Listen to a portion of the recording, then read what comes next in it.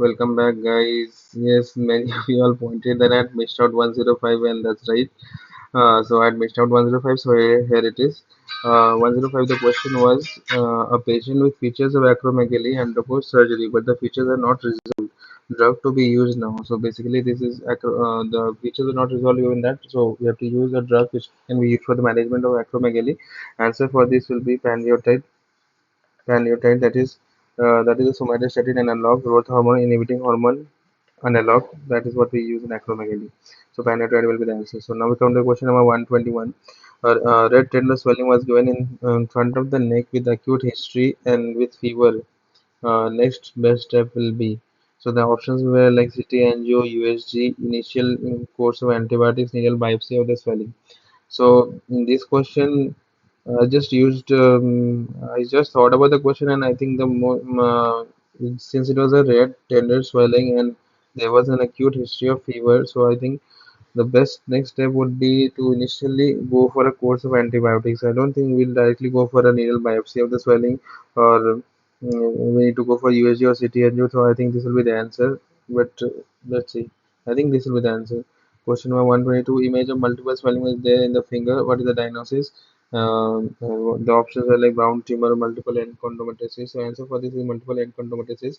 Enchondroma is usually it occurs in the fingers. And multiple endometrioma is also associated with syndromes like Mafuji syndrome, which is multiple enchondromatosis, and I think Mazel-Bott syndrome as well. Mazel-Bott syndrome. Question number 123.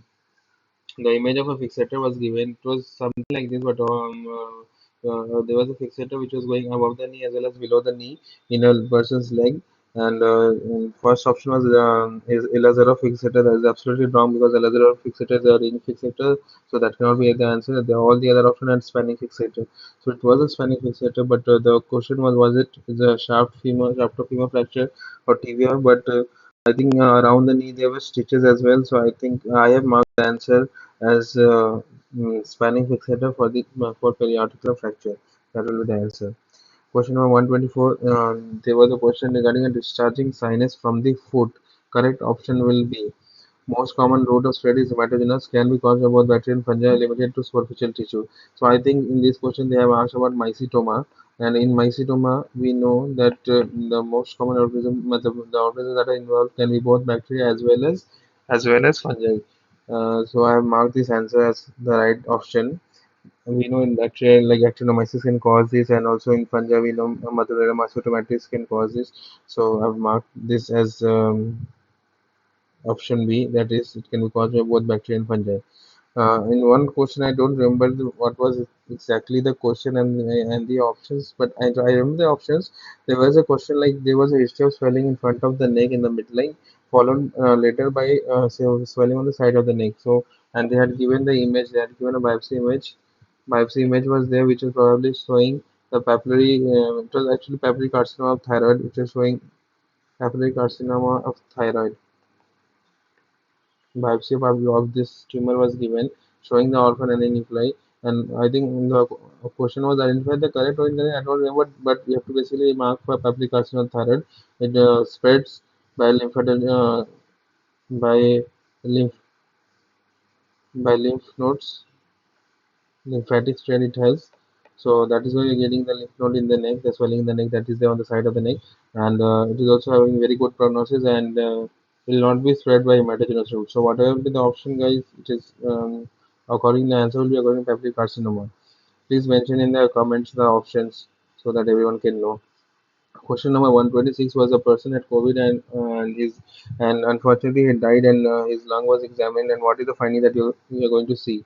So in this we will get to see the options where I don't remember the options, but the answer for this will be you will get to see early and late, but both old and new. Sorry, it was not early and late, it was old and new, means the same thing. It's old and new hemorrhages, alveolar hemorrhages. No, old and new alveolar hemorrhages will be the answer for this. As we know, the most common lung finding in COVID is diffuse alveolar hemorrhage. So this is what will get the answer. So a CT scan of a patient was given. Another CT scan was given of a patient who had lower pneumonia. It was mentioned it had lower pneumonia, and they asked us what is the finding. that was shown in the CT scan. So the options were like ground glass of falsification, consolidation with air bronchogram. So in that CT scan, we could see a consolidation, and it had air bronchogram. So that will be the answer. So question number 128: a patient with prolonged rest of his arm on the chair complains of tingling sensation but no pain. Why? So this question is basically related to the susceptibility of the nerve fibers. So options were like A fibers are more susceptible than B fibers to hypoxia. A fibers are more susceptible than C fibers to pressure.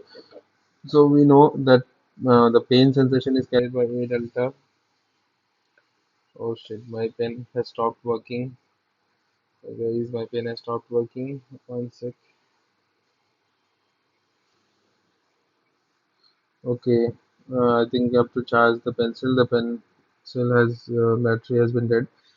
So A fibers are more certain than D fibers. So we know that the pain is carried by A delta fibers and C fibers. Okay. So and here for the motor it will be A fibers. So this is basically asking related to pressure susceptibility, and we know the most cell fibers is A fiber, then D fiber, then C fiber. So the answer for this will be option B. That is A fibers are more susceptible than C fibers to pressure. That will be the option. It is not related to the question is not about hypoxia. That will not be the answer. And anyways, B fibers won't carry pain sensation, so that is not the answer. This is the answer. And question number 129: ECG was showing ventricular tachycardia in a stable patient. So it was ventricular tachycardia. You could see the white QRS complexes, and the rate was increased. And what is the management? It was mentioned the patient was stable. So management for this, if the patient is stable, we go for the medical management, and the best treatment for that is amiodarone, and we will go for the IV amiodarone will be the answer for this. If it would have been unstable, we would have gone for defibrillation. And then question number 130, there was a child who was showing the burn wound, and we have to calculate the percentage. The options I don't remember clearly, but something like 15 to 20%, 20 to 25%, 8 to 10% was there. So I'm showing it to you guys. The something burn was like this, like involving most of the part of the anterior chest. Most part of the anterior chest was involving, and it was involving some part of the leg, right leg and right arm. It involved some part.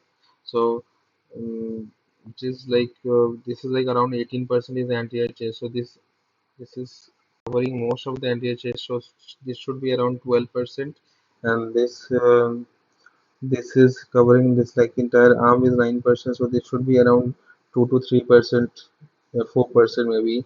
12 plus 4, 16%, and this is the entire leg is 13.5%. So this is probably 2 to 3%. 12 plus 4, 16, and 18 to 19% maybe 18 to 19%. So I think 15 to 20% will be the answer for this. Thank you guys. I think I will have to charge my pencil. Till then, sayonara. Just subscribe to the channel, guys, and share it with your friends too. Bye bye.